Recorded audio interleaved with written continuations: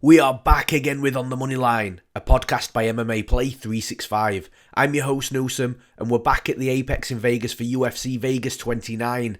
I've heard a number of negative comments regarding the main event between the Korean zombie Chan Sung Jung versus Dhiego, but personally, I love the fight. It's great matchmaking and a good logical fight for both fighters too. I think that the fight is going to be absolutely fire, fought at a fast pace with a lot of strong exchanges.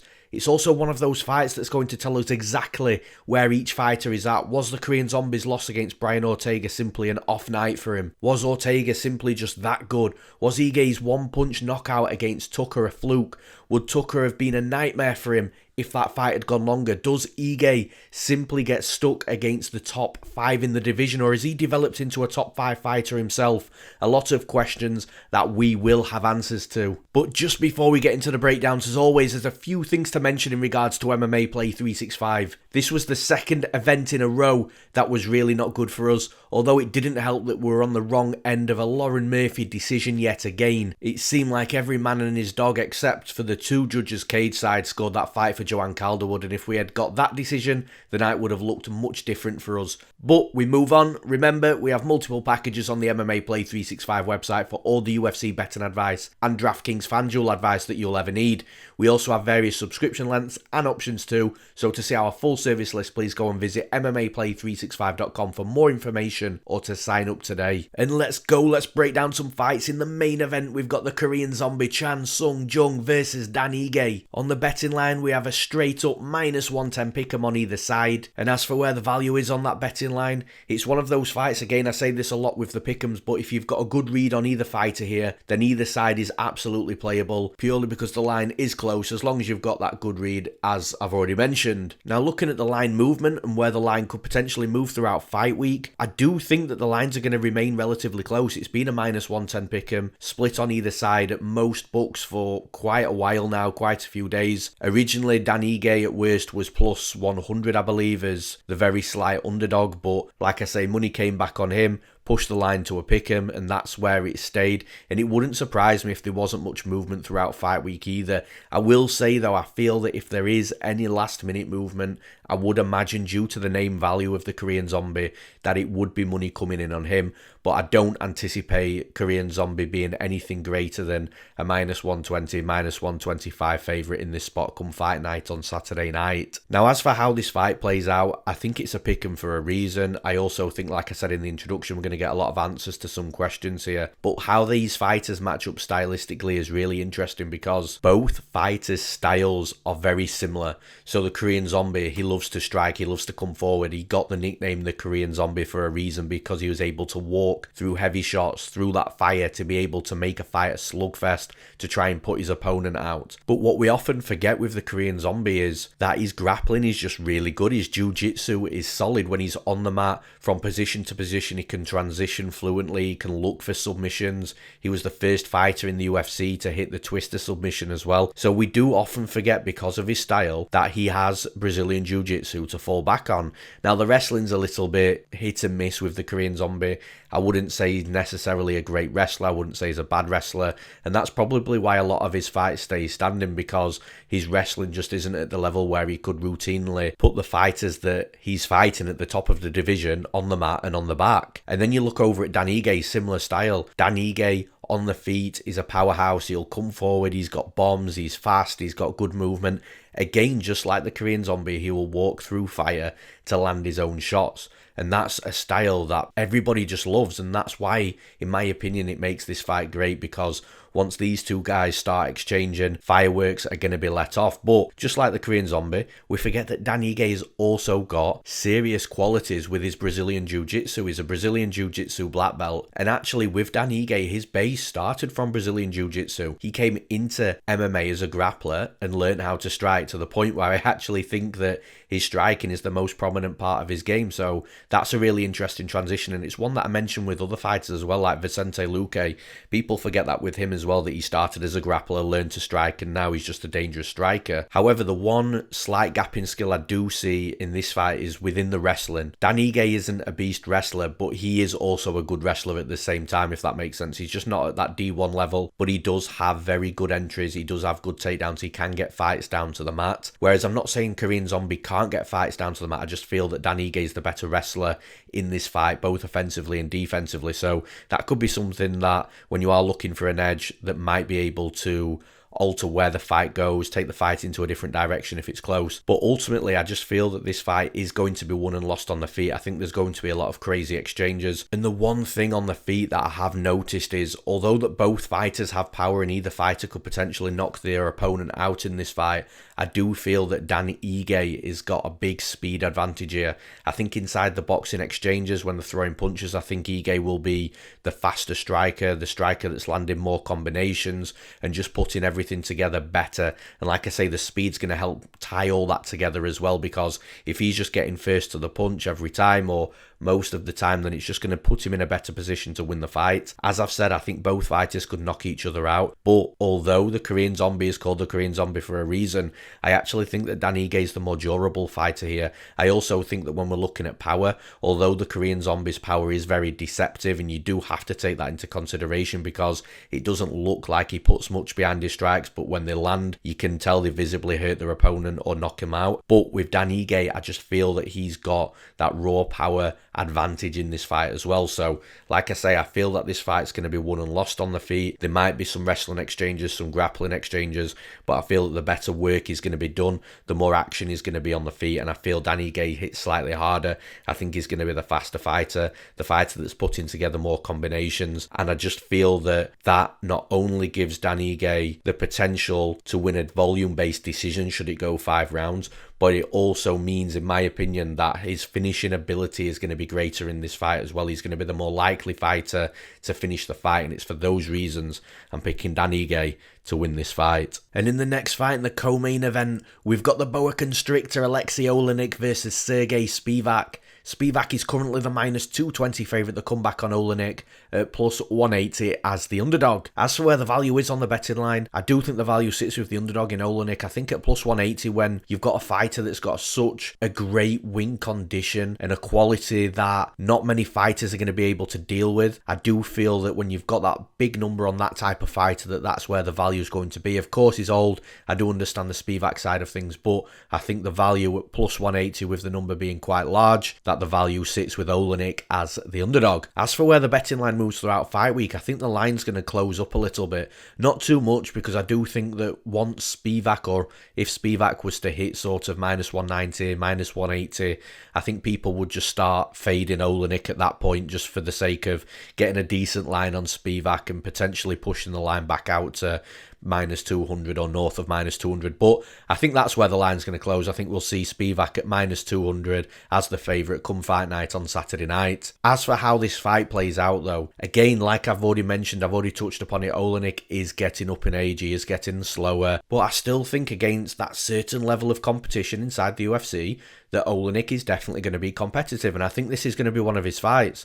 I think that Spivak is definitely going to have his moments. I think he's going to be the faster fighter, he's definitely going to be the better striker as well, but it's all about moving forward for Spivak. And the thing is with Oleinik is durable to an extent, but he'll come forwards and he'll throw big bombs and just naturally put his opponents on the back foot and send them moving backwards. Now, that allows Oleinik to open up on the cage if he wants to, or it allows him to tie up and try and get the fight down to the mat. Now, Spivak's one of these fighters that is decent everywhere. He doesn't really shine in one particular aspect of mixed martial arts, but he can strike, he's got decent wrestling, he's got decent grappling as well. But I do think that even though he has the decent wrestling and grappling, I think Oleinik can score takedowns, and if Oleinik gets on top, then he could potentially finish the fight as well. Now, one thing just to quickly mention with Aleksei Oleinik as well, when you look at his last 5 losses in the UFC, which dates back to 2017, you've got Curtis Blades, Alistair Overeem, Walt Harris, Derek Lewis, Chris Daukaus. Now, the names in that list are either fighters at the top of the division, fighters that are climbing to the top of the division, or fighters that are just outright dangerous or veterans.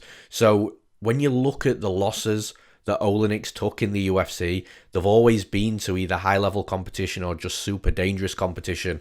And I don't put Spivak in any of those categories. So I understand the whole washed-up, declining type of old-aged fighter, but I do think that Spivak is probably a step down in competition and one that Oleinik needed. And I've got absolutely no problems in saying that if Oleinik gets this fight down to the mat, then he's just going to be a head and shoulders above Spivak in regards to the grappling. For me, it's just what happens in the striking. Does Spivak put pressure on Oleinik? Does he hit him with some hard shots, eventually knock him out? It's a possibility, the heavyweights, but I do think that Oleinik has took heavier shots from harder punches. I think Oleinik's going to be able to walk through some of the early stages in this fight, the early stages where Spivak is throwing hard punches at him. I think he's going to be able to close the distance. I think he's going to be able to take Spivak down, and from there I do think he'll be able to submit him or just ride out rounds. Even if it goes 3 rounds, he's going to be absolutely shattered by the time it comes to the 3rd round. But if he can take the first 2 rounds with a takedown and top control, then he could potentially win his decision. It'd get sweaty and greasy with that 3rd round, but I do think Oleinik could win a 3-round decision. I do think Oleinik could get a takedown and submit Spivak. A couple of paths to victory. The biggest gap in skills on the mat with the Brazilian Jiu-Jitsu. I'm picking Aleksei Oleinik to win this fight. And in the next fight, we've got Marlon Vera versus a fighter that's living up to his nickname lately, Dangerous Davey Grant. Vera is currently the -210 favourite with the comeback on Grant at +175 as the underdog. As for where the value is on this betting line, I do think the value sits with the favourite in Vera at -210. Vera did open up a -285 favourite. I've got a lot of love for Davey Grant, but I do think that betting line was much closer to being fairer. I do think that line closing up has just given Vera a value on the money line. So as for where the betting line moves throughout fight week, like I've already mentioned, the current trend is that money coming back in on Davey Grant, closing the line up. But I do think that that's only going to go so far. If we see Marlon Vera dip below -200, I think we're going to see money coming back in on him, pushing him back to where he is now. Ultimately, I still could see money coming back on his current number, and I think at -225 is roughly where he's going to close and enter the cage on fight night on Saturday night. As for how this fight plays out, though, I think it's going to be a really explosive fight. Davey Grant seems to be really coming into his own in his last 2 fights. He's got 2 really solid knockouts, especially in the last fight against Jonathan Martinez. Stylistically and from a skill set and abilities perspective, I pretty much writ Davey Grant off in that fight against Jonathan Martinez, but Grant looked really good. He got his striking down early, got his reads in early, he started putting it on Martinez and ended up knocking him out in the 2nd round, something that I personally didn't see coming, so props to Davey Grant for that. Phenomenal win, and that's what really puts a spanner in the works here, because you look at that last fight, and like I say, pre-fight, I was looking at that from an analytical perspective and thinking, well, Jonathan Martinez is probably going to style on Davey Grant here, and he absolutely didn't. So coming into this fight against Marlon Vera, it does just beg the question, is Davey Grant going to level up again? But I think talking about leveling up, I think Marlon Vera is a level above Davey Grant. I think he's fought the way better competition. I think he's also improving himself. He's a well-rounded fighter. He can strike, he can wrestle, he can grapple. He's got good submissions. He's got knockouts himself as well. So I think that with Marlon Vera, the experience that he has and the fact that he's developing alongside Davey Grant, who is also developing as well, I think Vera just is the better fighter in this fight. I understand the line movement in regards to, like I say, that spanner being thrown in the works with Davey Grant potentially being much better and developing much faster than what we thought he would. But with Marlon Vera, you look at his previous fights. In his last 5 losses, Jose Aldo, we all know about Jose Aldo. There's no shame in losing to him. Song Yudong, a fight where I thought he'd actually won. Douglas Silva, D'Andrade. D'Andrade definitely looked like he was on that good supplements for that fight. John Lineker, who is an absolute beast. And then, of course, Davey Grant. This is a rematch. They've fought before. Davey Grant did win, but I do feel that you can't really put too much stock into that because both fighters are completely different fighters right now to what they were back then. They've both leveled up astronomically, but I just feel that Marlon Vera has just leveled up that little bit more on the feet. I think that he's going to have an edge. I think he's going to be able to start putting volume on Davey Grant. Davey Grant's going to be competitive on the feet as well, and obviously now you've got to be careful of this power that Davey Grant's bringing into his fights. But when we start looking at the wrestling and the grappling exchanges, I feel that although Davey Grant can grapple himself, I think that that's where Vera's going to have some success there as well. In every area in this fight, I just feel that Marlon Vera just has a slight edge over Davey Grant. I wouldn't say it's an astronomical edge, but I do feel that Vera's going to be the slightly better fighter, the slightly quicker striker with more volume. I think that if there's any wrestling and clinch exchanges, I feel that Vera's going to be able to just take control of them a little bit better as well. And if this fight hits the mat, again, I think Vera's just the slightly better grappler as well. So it's not going to be a fight where Vera goes in there and absolutely whitewashes Davey Grant, but I do think he's going to be able to edge Davey Grant in at least 2 out of the 3 rounds. So for those reasons, I'm picking Marlon Cheeto Vera to win this fight. And in the next fight, we've got Julian Erosa versus SeungWoo Choi. Choi is currently the -145 favourite. The comeback on Erosa at +125 as the underdog. Now, as for where the value is on the betting line, I do think the value sits with the favourite in Choi at -145. I did think the betting line would be a little bit wider. I expected it to be a little bit wider. Now, I don't think that the betting line is hugely off, but I do think that the betting line is short enough to provide value at -145. As for where the betting line moves throughout fight week, I think there's going to be some fluctuation here. Julian Erosa is a crazy wild guy, which I'll talk about soon, and because of that, at plus money, people will like to lay the money on a fighter that will come forward, that will fight for the money. So I do expect there to be some fluctuation. I think they'll see some money coming in on Erosa, and then I think we'll see some money coming back in on Choi. Ultimately, when they step into the cage on Saturday night, I think the betting lines are going to be very similar to where they're sitting right about now. Now, as for how this fight plays out, again, I think it's going to be another fight that's going to be won and lost on the feet in the striking department. I think, though, if any of these fighters is going to change the direction of the fight and where it's going, I do feel that'll be Erosa. I think Erosa will be the more likely fighter to be offensive with the wrestling, especially because I think that Choi's going to be the sharper, cleaner, crisper striker as well. If he does start getting up in numbers, Erosa,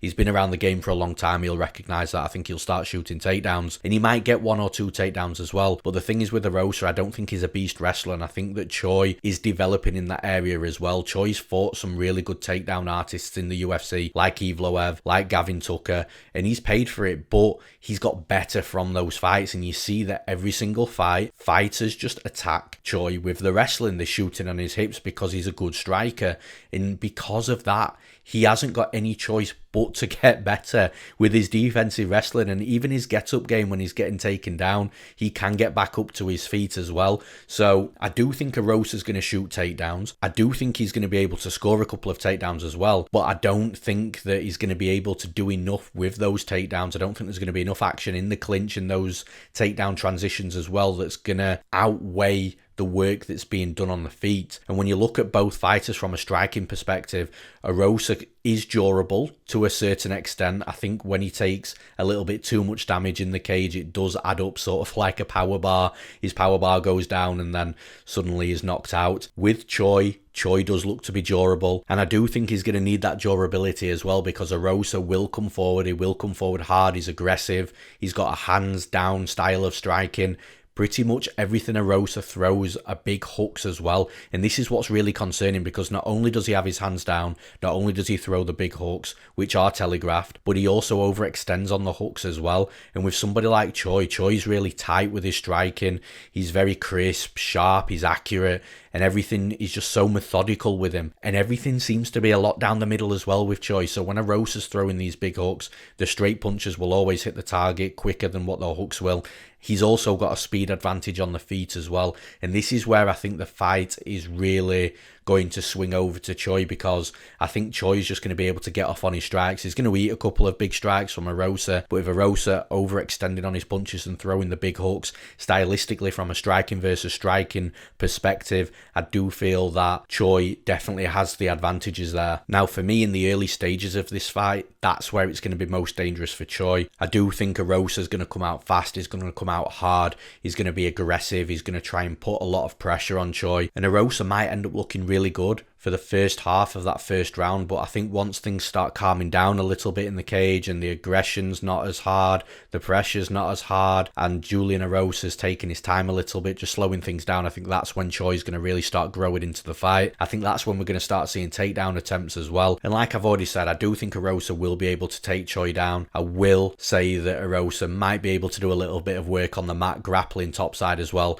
but I don't envisage Erosa to be establishing a top control position and spending 90 seconds, 2 minutes, 3 minutes on top of Choi. I think that the work that's done in the striking department on the feet is going to outweigh everything else, and that's where I see that Choi has a lot of advantages over 3 rounds. I think that Choi, again, he'll probably start slower, but he'll grow into the fight and take over the fight the longer it goes on. I also think that Choi could knock Erosa out as well, so for those reasons, I'm picking SeungWoo Choi to win this fight. And in the next fight, we've got Wellington Turman versus the newcomer Bruno Silva. Bruno Silva is currently the -140 favourite to come back on Turman at +120 as the underdog. As for where the value is on the betting line, I do think the value sits with Wellington Turman, the underdog, at +120. And for me, it's clear that this fight should be a -110 pick on either side because it's a clear striker versus grappler scenario and the type of fight that you could argue is a coin flip. So getting +120 on a coin flip, that's the value side. As for where the betting line moves throughout fight week, there's been a bit of fluctuation with this line already. Bruno Silva was a bigger favourite a couple of days ago. The current trend is the money coming in on Turman.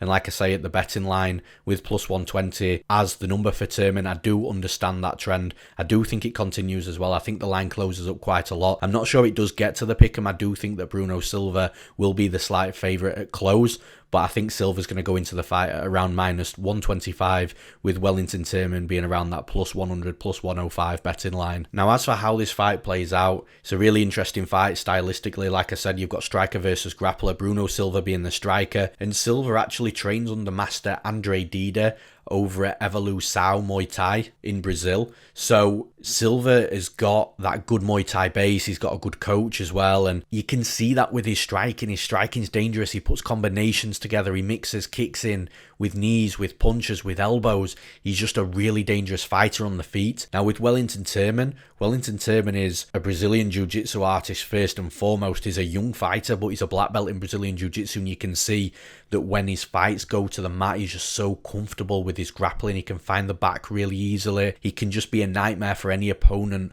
once the fight hits the mat.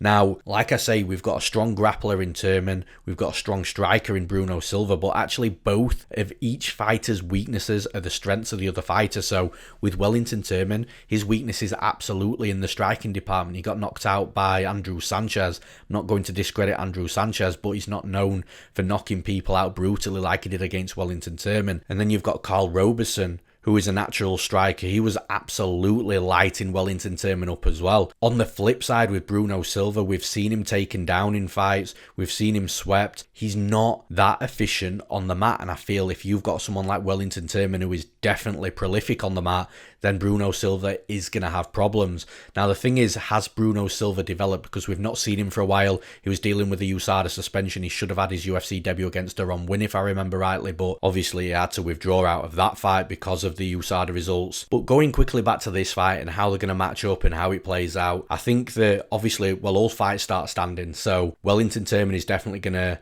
be able to test his striking against Bruno Silva. Now, Turman's offensive striking isn't bad. It's from a defensive perspective where he's hittable and you can really get him on the back foot and start teeing off on him. So Turman's going to be able to get a taste very early for Bruno Silva's striking.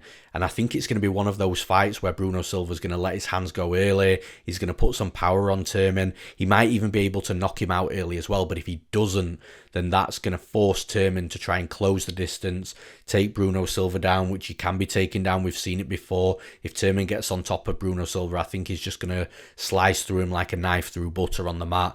I'm not saying that Silva's a bad grappler, but I just feel that Turman is levels above Bruno Silva on the mat in the Brazilian Jiu-Jitsu department. So that's ultimately where I see the fight going. If Bruno Silva doesn't knock him out early, I think that Turman's going to realise very quickly that he needs to take him down, close the distance, get on top of him.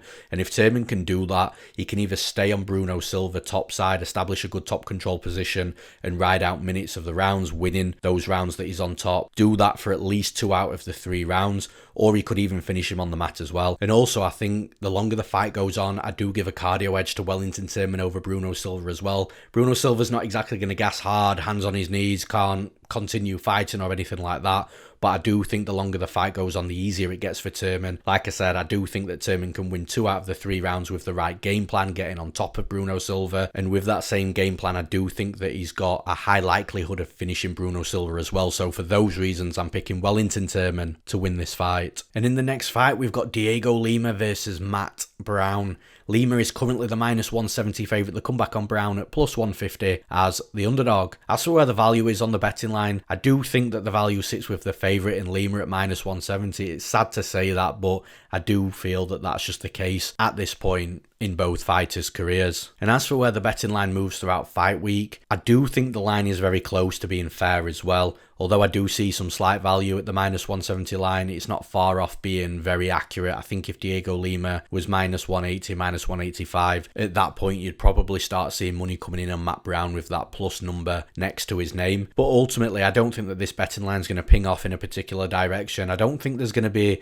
a ton of money actually coming in on this fight from the public. There's going to be some fluctuation naturally throughout fight week, but when they both step into the cage on fight night on Saturday night, I expect the betting lines to be very similar to where they're sitting right about now. Now, as for how this fight plays out, I just feel that Dhiego Lima pretty much trumps Matt Brown wherever this fight goes. Now, Matt Brown is going to be dangerous. He's going to be live, especially in that first round. He's going to come forwards. He's going to try and wing some hard shots at Dhiego Lima.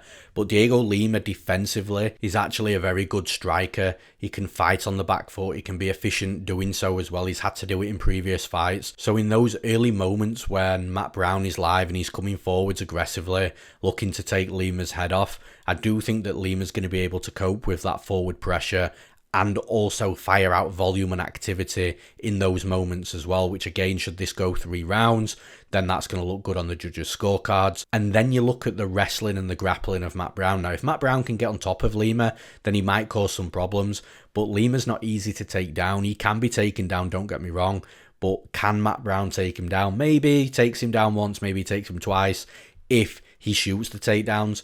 But if he gets the takedowns, I don't think he's just going to establish a top control position and just start absolutely rolling all over Lima. Lima's jiu-jitsu's good, especially defensively. I think he'll be able to work his way back up to his feet before anything significant is done on the mat. So this is where, like I say, I feel that Dhiego Lima's just going to trump Matt Brown because all of Matt Brown's strengths, I think that Dhiego Lima's defense will be able to nullify to the point where Dhiego Lima is just landing some nice fundamentals on the feet with his striking, nice jabs, 1-2s, kicks to the legs, kicks to the body, and just ultimately splitting his time in the cage between moving forwards, moving backwards, not overexerting himself, not really putting himself in any sort of risk of getting caught with something. Risk management, distance management, fundamental striking, I think all this is going to be really on point. And although in my opinion, I think that Matt Brown is the more likely fighter to finish the fight out of the two, I don't think it's a high percentage outcome that Matt Brown goes in there and finishes Lima. I think that's going to be really tough to do. But Lima should be able to be the fighter that keeps everything fundamentally sound and cruises across 3 rounds to take a decision. So for that reason, I'm picking Dhiego Lima to win this fight. And in the next fight, we've got Negumereanu versus Aleksei.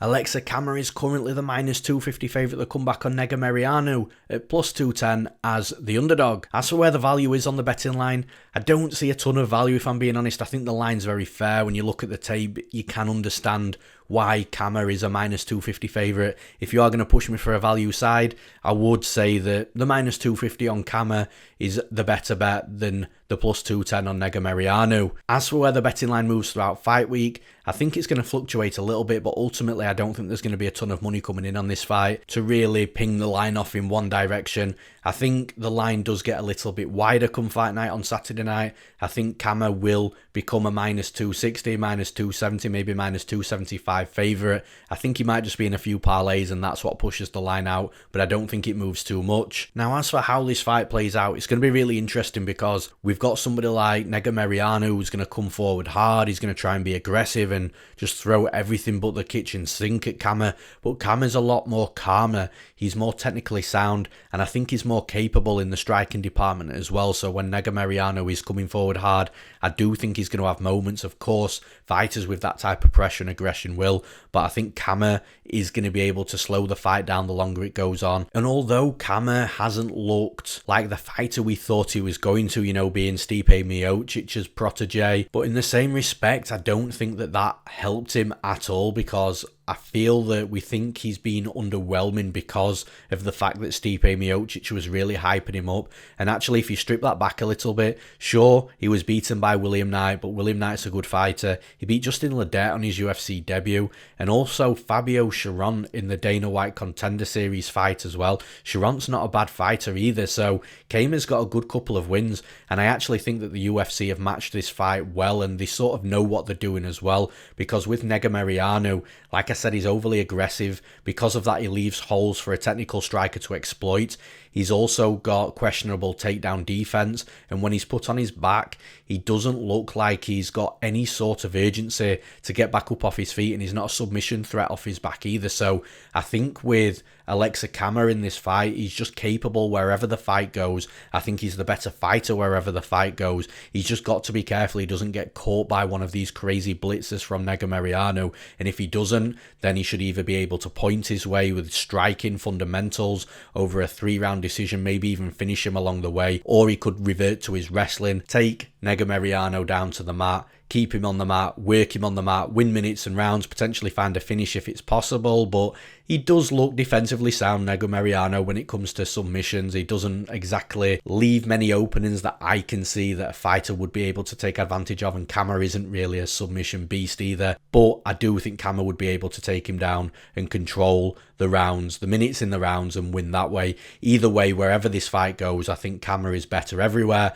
I'm picking Aleksa Camur to win this fight. And in the next fight, this is going to be a fun one. We've got Virna Jandiroba versus Kanako Murata. Jandiroba is currently the -135 favourite. The comeback on Murata at +115 as the underdog. As for where the value is in this fight, I do think the value sits with the underdog in Murata at +115. I think there's an argument for at least a pick'em in this fight, so the plus money at the side of Murata is the value side in my opinion. As for where the betting line moves throughout fight week, the current trend is the money coming in back in on Murata. She was out at +125, +130, but that current trend has pushed the line a little bit closer. I agree with it. I also think it comes a little bit further come fight night on Saturday night. I don't think we're going to see a pick'em. I don't think we're going to see a line flip, but I do think Murata will be sitting at around +100 with Jandiroba at around -120, -125 as the favourite come fight night on Saturday night. Now, as for how this fight plays out, Jandiroba is a Brazilian Jiu-Jitsu black belt. Anybody that knows anything about Jandiroba knows that she's a legitimate submission threat in every single one of her fights, apart from potentially her last fight where she fought Mackenzie Dern. And to be fair to Jandiroba, her wrestling isn't bad either. She can score takedowns. You can make the argument that she hasn't really fought a wrestler like Murata, but she did fight Carla Esparza and get Esparza down a few times as well, but Esparza was able to remain safe and get out of some bad positions, which again is a bit of an eye-opener for this fight as well. But the thing is with Murata has that freestyle wrestling background. She's also got a judo background as well. And when you look at the takedowns that Murata shoots, she will shoot explosive double leg takedowns in the open mat, in the open cage, which I do like to see. But the most successful takedown style that she's got is coming forwards, grabbing a body lock in the middle of the cage and using that forward pressure momentum to trip the lead leg of her opponent. And once Murata has that strong body lock, she has that trip on the lead leg, she will end up on top. And like I say, that's her most successful takedown. And you look at how that takedown works from a physical perspective, it's upper body strength. Judo, which is one of her backgrounds, is upper body strength. So honestly, to me, it does look like Kanako Murata is very strong in the upper body. And I think that matters in this fight, because if Jandiroba is to try and take Murata down, Jandiroba does like to get the body lock and trip her opponents down to the mat. And I think in those clinch exchanges before the trip and before the takedowns happen, Murata's going to be the stronger fighter because of her upper body strength. And I think it's going to be very difficult for Jandiroba to take Murata down. But what Jandiroba's going to have to hope for in this fight is Murata takes her down. And that way, Jandiroba can try and attack triangles and arm bars. And this is Jandiroba's actual best path to victory as well, because I've seen in previous fights, Murata gets caught in armbar attempts time and time again. The thing is, Murata looks like she's well versed with the Brazilian Jiu-Jitsu and a submission defense, because to her credit, although she does get caught in a lot of arm bars, she gets out of those arm bars. She makes the correct technical decisions to move, to defend, and get her arm out of danger. But with that being said, you still do not want to mess around with Jandiroba locking up armbar attempts and triangle attempts, no matter how comfortable you think you are of getting out of those submission attempts, because Jandiroba is legit on the mat, and Murata has never fought a Brazilian Jiu-Jitsu fighter like Jandiroba that's as good as Jandiroba. So definitely for Murata, she needs to be more cautious if she is scoring takedowns, and I actually think she can do that. Her takedowns are explosive, her Jiu-Jitsu looks decent. I do think that she'll have something to defend on the mat from Jandiroba, but once Jandiroba's thrown up a couple of submissions, if she's been unsuccessful with those, I think that she will just start looking a little flat. She'll try and start getting back up to her feet. I think she'll expend energy doing so, and I think even if she does stand back up, Murata will be able to take her back down and just demoralise her a little bit that way. I do think the wrestling is going to be enough to nullify the Jiu-Jitsu on the mat. And then when you look at the striking, neither fighter here, in my opinion, is a phenomenal striker. Jandiroba, though, definitely looks like a finished product in regards to her striking, whereas Murata is showing developments from fight to fight. I think Murata is the slightly better striker. I do give her the slight edge, and I also think she's the faster fighter as well. So even if Murata didn't want to shoot takedowns in this fight, she could absolutely just use her wrestling and judo from a defensive perspective, keep the fight vertical, and just get a striking going. And I think she's going to be the quicker striker, the better mover, and the more technical striker as well. So I think Murata's got a couple of paths to victory here. Her strongest path to victory is actually playing into the hands of the strongest path to victory for Jandiroba, but I think Murata could still get away with that with takedowns and top control. However, I do think the best path to victory for Murata is keep the fight vertical, stay striking, land volume, win a decision. I think that Jandiroba is quite reliant on a submission finish to win this fight. I think Murata's got a couple of paths to victory. For those reasons, I'm picking Kanako Murata to win this fight. And in the next fight, we've got a fight that could potentially be really explosive. We've got Matt Semelsberger versus Khaos Williams. Williams is currently the -155 favourite. The comeback on Semelsberger at +135 as the underdog. Now, as for where the value is on the betting line, I do think the value sits with Khaos Williams at -155. I don't think the line's massively off, and the line has shortened up over the last couple of days as well, which I'll talk about in a second, but I do think at -155 the value side is with Khaos Williams. As for where the betting line moves throughout fight week, like I said, the current trend right now is the line closing up, which means that the money is coming in on Semelsberger. But honestly, I think that this money can only come in so much before money starts coming back in the other way on Khaos Williams, due to the fact of his explosivity and the power that he's got. So ultimately, when they step into the cage on Saturday night, I think the lines will get a little bit wider again. I think Khaos Williams will go in the -160, -165 favourite. As for how this fight plays out, though, again, it's going to be really interesting because Semelsberger, coming off a big knockout in his last fight against Jason Witt, he's probably going to come in here and wanting to exchange with Khaos Williams, and I actually think that'd be a bad game plan. I think once Semelsberger feels the power of Williams, if he's not knocked out, that is, I think Semelsberger will revert to his wrestling and try and take Khaos Williams down. But again, if that scenario happens and Semelsberger does revert to wrestling, I think that Williams is going to be able to handle that. Williams has got a knack for making fighters pay when they're getting close. I think that if Semelsberger does feel the power of Williams, he's going to be hesitant to shoot takedowns. He's going to have to get his reads really nailed down so he can find solid entries, so he doesn't get punished for entering into a takedown.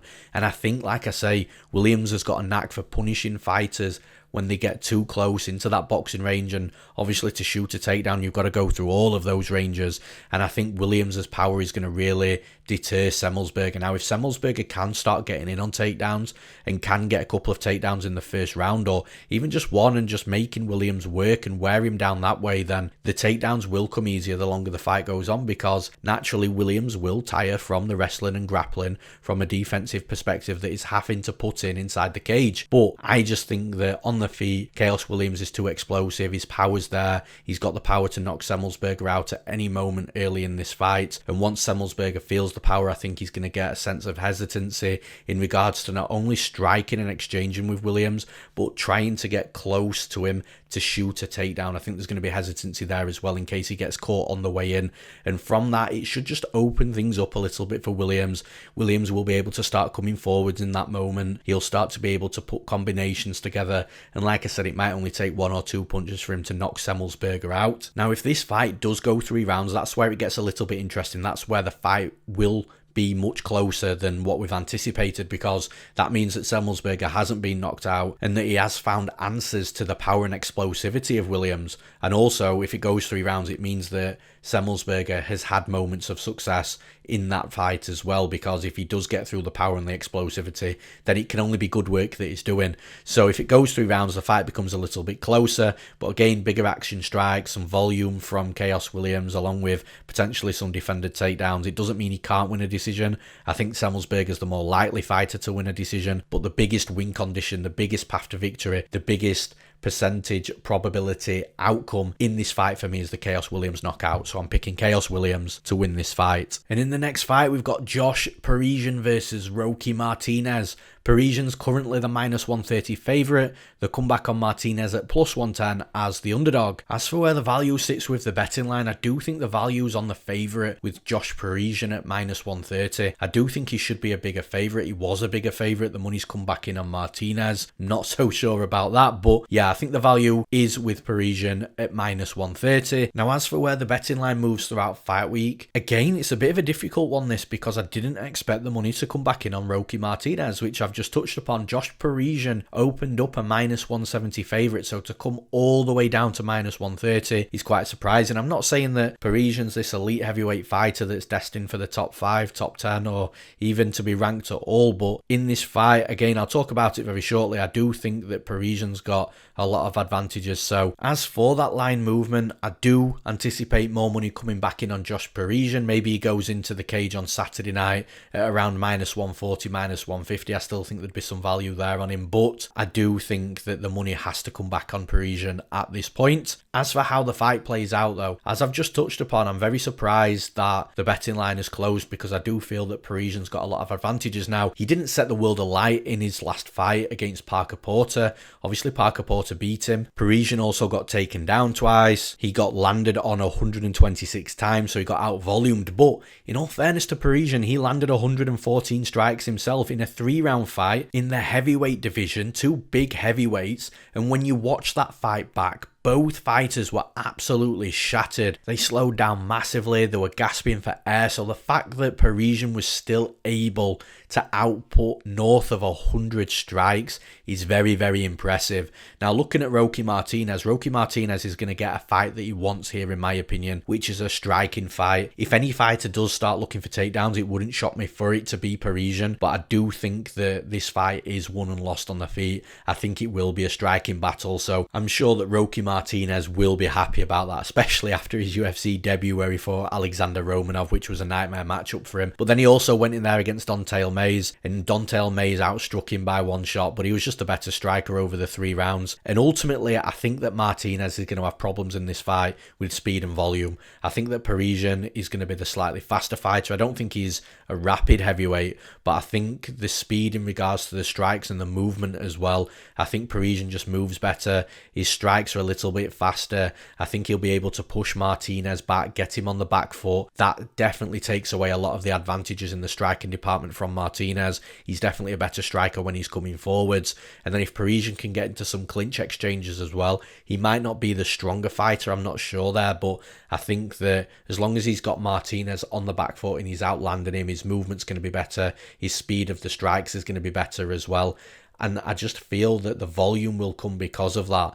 Now, obviously, Roque Martinez has got a knockout chance. Every fighter in MMA has that knockout chance with 4-ounce gloves, but especially more in the heavyweight division. Roque Martinez is a striker. He does hit hard. If he does land clean, then Parisian could get knocked out. But outside of that, I expect Parisian to be the better striker, more movement, more volume, quicker strikes as well, and in a fight that I believe is going to be won and lost on the feet, that should be enough to get him the win. So I'm picking Josh Parisian to win this fight. And in the next fight, we've got Joaquim Silva versus Ricky Glenn. Silva's currently the -130 favourite. The comeback on Glenn at +110 as the underdog. As for where the value is on the betting line, I think the line is quite accurate, if I'm being honest. It's fair. I'd expect it to be around this sort of price. If you are going to push me for a value side, I would say that Silva at minus 130 is probably the better bet than Ricky Glenn at plus 110. As for where the betting line moves throughout fight week, there's going to be some fluctuation, of course, with a fight like this. There already has been. We've seen Silva at around minus 120. We've seen him up at minus 140. So there has been a little bit of fluctuation. I expect that to continue, but ultimately, come fight night on Saturday night, I expect the betting line to be very close to where it's sitting right about now. Now, as for how this fight plays out, it's going to be really interesting to see what version of Ricky Glenn we get. We haven't seen him for a few years. The last time he fought was in 2018 when he fought Kevin Aguilar and got decisively beaten in that fight, which you look at Kevin Aguilar now and that hasn't really aged very well for Ricky Glenn. Obviously, Aguilar has fallen off a cliff a little bit since that fight. So that now doesn't look like a good loss for Ricky Glenn at all. It's going to be really interesting to see what we see. Ricky Glenn was also training at Team Alpha Male before this layoff. He's no longer at Team Alpha Male as well. So I'm not sure what happened there or what went off, but it's not great when you see a fighter leave a big gym, and there must be some reasons behind it. So there's a lot of unknowns with Ricky Glenn. I actually like him as a fighter. I think he's got a good all-round style. His striking's very unorthodox and very strange, but effective at the same time. He's got decent volume. He's also got good wrestling, defensively and offensively as well, which is good. And his grappling, again, defensively, offensively, is also good. When he's on top, he can hold position. When he's on bottom, he can stand back up to his feet. So all in all, before the layoff, I actually thought Ricky Glenn was a good fighter. Now with Joaquim Silva, he's a fighter that, again, is very underrated in my opinion. He's got some decent wins on his record, and in fact, his only losses have come against Nasrat Haqparast and Vince Pichel, so not bad losses to take at all. He's beaten fighters like Jared Gordon, which is a big win. He's also beaten Reza Madadi as well, and considering Reza Madadi was a grinder, that's a decent win for him. So Joaquim Silva's decent. Again, another fighter that trains out of Evolue Sound, Master Andre Dida. So again, a good striker. But he's got a good all-round game himself as well. He can wrestle both offensively and defensively. He can grapple as well. His only real hole for me from what I've seen is when he does get taken down. If somebody does establish a top control position over him, then he can be made to lay on his back for longer periods than what you'd like to see. And that for me is where this fight is interested in. It all depends on what Ricky Glenn comes out and does. If Ricky Glenn has a wrestling heavy game plan here, looks to take Joaquim Silva down and often, then I think he's going to be able to find some success and win the fight. But ultimately on the feet, I just think that Joaquim Silva's the better striker, the more dangerous striker. Even in those early moments against Nasrat Haqparast, who I think is actually a phenomenal striker himself, I think before the knockout of Haqparast, Joaquim Silva was doing great. He took the first round in that fight as well. So if he's striking fluently and fluidly with an opponent like Nasrat Haqparast, I don't think he's going to have too many issues against Ricky Glenn. Ricky Glenn can be hit, he can be cut and bloodied up, and again, blood optics to the judges if it goes 3 rounds is never a good sign.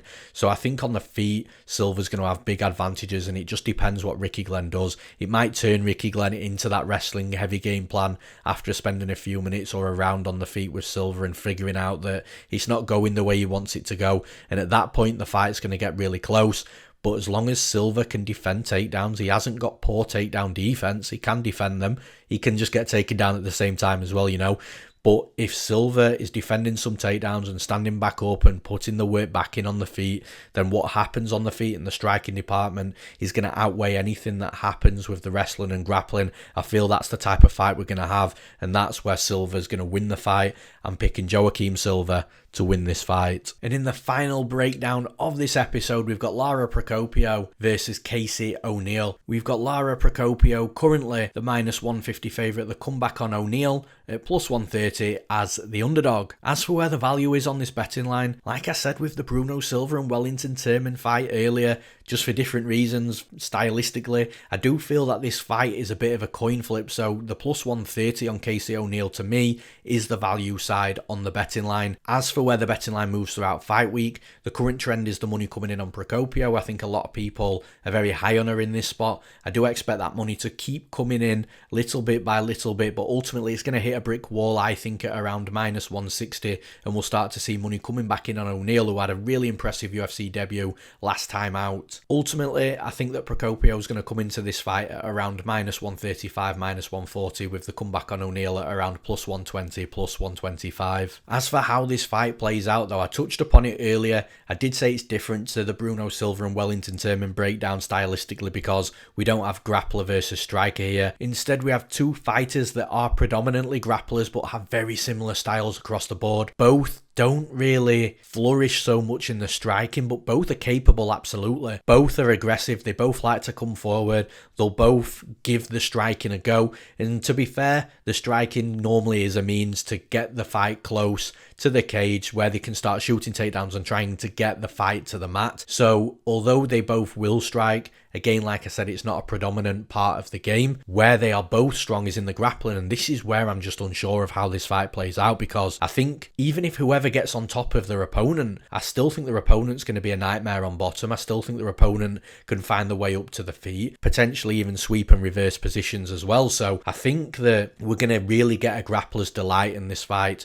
I know time and time again we'll say that two grapplers are coming in, which means we're going to get a 15-minute kickboxing fight, but I actually don't think that's the case with this fight. I think both fighters will want to be the fighter on top, and I think that's going to create some urgency from either side to rush to get the fight down to the mat so they're the ones on top, so they don't give their opponents the opportunity for them to get themselves on top, if that makes sense. So I think that we're going to get a grappler's delight. I think we're going to see a lot of fun exchanges, and like I say, I think the fight's going to be close, but we're also going to find out a lot about Casey O'Neal in this fight because Procopio comes from Brazil, so you would imagine her Brazilian jiu-jitsu fundamentals to be sound. But Casey O'Neal, although she looks like a phenomenal grappler, I think that she's going to have a real test in Lara Procopio here. But I genuinely do think it's a test that she can pass. Procopio isn't a Mackenzie Dern or a Virna Jandiroba. She's a good grappler in her own right, but I don't think she's an absolute phenom beast that she's just going to be able to run through Casey O'Neal, because from what I've seen with Casey O'Neal's grappling, her fundamentals are sound. She's very aware positionally as well, both offensively and defensively, which is good to see. And I actually think that O'Neal is the trickier fighter to deal with when it comes to scrambling and the scrambling ability, and I see a lot of scrambling in this fight, if I'm being honest, from takedowns. I think both fighters are going to be battling for that top position before the fight gets settled on the mat, and I just feel that O'Neal's going to be better in the scrambles. She might not have the fundamentals down sound like Procopio, but I think if Casey O'Neal can routinely get on top with the scrambles, with the scrambling ability that she has, then it's going to put her in a really good position to win the fight. Like I said, I think the fight's going to be really close, and in a close fight, I am going to take that +130 side. I'm going to be picking Casey O'Neal to win this fight. And that's all for this episode of On the Money Line. I hope you all enjoyed it, and as always, fight fans, I'd appreciate all the likes to the video and subscriptions to our MMA Play 365 YouTube channel too. Remember, you can get all the betting advice you'll ever need over at MMAplay365.com. We cater for long-term gamblers that like to build their own bets and strategies, gamblers that just want to follow exactly what I bet on, and we also cater for you fun gamblers that like the fun long shot parlays or ACCAs, accumulators as we call them in the UK. Even if you only want our best value underdog for the event, which comes with a money back guarantee, by the way, we have plenty of different packages and subscription options for you guys to choose from, which also includes our DFS packages for DraftKings and FanDuel as well. All of our subscriptions are at very affordable prices. Just hop onto MMAplay365.com and see what's best for you. Thank you all for listening, and we'll see you at the next event.